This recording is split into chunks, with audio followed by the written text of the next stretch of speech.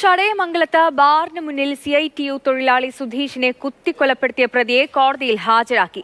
സുഹൃത്തുക്കളെ ആക്രമിക്കുന്നത് തടയാൻ ശ്രമിക്കുന്നതിനിടെ കയ്യിൽ കരുതിയിരുന്ന കത്തി ഉപയോഗിച്ച് സെക്യൂരിറ്റി ജീവനക്കാരൻ സുധീഷിനെ കുത്തുകയായിരുന്നു. സംഭവത്തിൽ പ്രതിഷേധിച്ച് CPM നടത്തിയ പ്രാദേശിക ഹർത്താലിൽ നേരിയ തോതിൽ സംഘർഷമുണ്ടായി. സെക്യൂരിറ്റി ജീവനക്കാരൻ ബാറിൽ പ്രശ്നങ്ങളുണ്ടാക്കിയവരെ നേരിട്ടത് കയ്യിൽ കരുതിയിരുന്ന കത്തി ഉപയോഗിച്ച്. അതിന്റെ തെളിവാണ് ഈ ദൃശ്യങ്ങൾ. ഇന്നലെ രാത്രി 11 മണിയോടെയായിരുന്നു സംഭവം. സുധീഷും സുഹൃത്തുക്കളായ ഷാനവാസും അമ്പാടിയും ബാറിനുള്ളിലേക്കെത്തി. ബൈക്ക് പുറത്തിറക്കാൻ സെക്യൂരിറ്റി ജീവനക്കാരൻ ജിബിൻ ആവശ്യപ്പെട്ടു. ഷാനവാസും അമ്പാടിയും ജിബിനുമായി തർക്കമായി. സംഘർഷത്തിൽ 3 പേർക്കും മർദ്ദനമേറ്റു. പിന്നാലെ ബാറിനുള്ളിലേക്ക് കയറിയ ജിബിൻ കത്തിയുമായി എത്തി ഇരുവരെയും ആക്രമിക്കാൻ ശ്രമിച്ചു. കത്തിക്കുത്തു തടയാൻ ശ്രമിച്ച സുധീഷിന്റെ നെഞ്ചിൽ ജിബിൻ കുത്തുകയായിരുന്നു.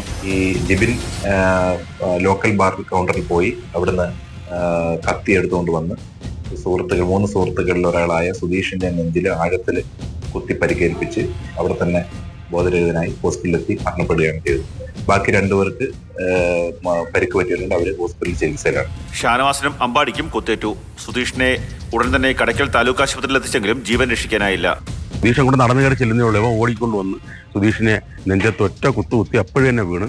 അടക്കാപ്പം ചിലപ്പം അവിടെ ചില പ്രശ്നങ്ങളും പിടിച്ചുകളും കാര്യങ്ങളും ഇല്ലാന്ന് പറയും. പക്ഷെ അവിടുത്തെ ഒരു ജീവനക്കാരൻ കത്തിയായിട്ട് ഇന്നിങ്ങനെ ആൾക്കാരെ 3 പേരെയാണ് കുത്തി വീഴ്ത്തിയിരിക്കുന്നത്. സംഭവത്തിൽ പ്രതിഷേധിച്ച് ചടയമംഗലത്ത് CPM പ്രാദേശിക ഹർത്താൽ നടത്തി. ഹർത്താലിനോടനുബന്ധിച്ച് നടത്തിയ മാർച്ചിൽ സംഘർഷമുണ്ടായി. പരിക്കേറ്റ ഷാനവാസ് തിരുവനന്തപുരം മെഡിക്കൽ കോളേജ് ആശുപത്രിയിൽ ചികിത്സയിലാണ്. മാതൃഭൂമി ന്യൂസ്, കൊല്ലം.